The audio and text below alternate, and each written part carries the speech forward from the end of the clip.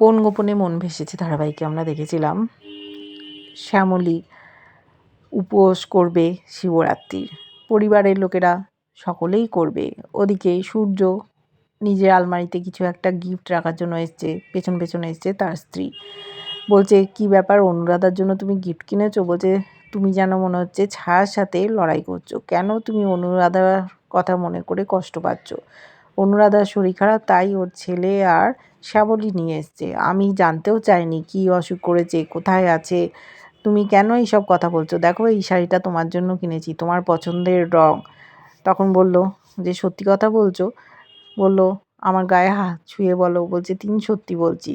বললো, দেখো, তুমি ছাড়া আমার জীবনে আর কেউ নেই, আগেও ছিল না, এখনও নেই। আমি তোমাকেই ভালোবাসি, তুমি আমার সন্তানের মা। দুজনে অনেক কথা বলছে, পুরনো কথা, আগে কিভাবে মেলামেশা করতো।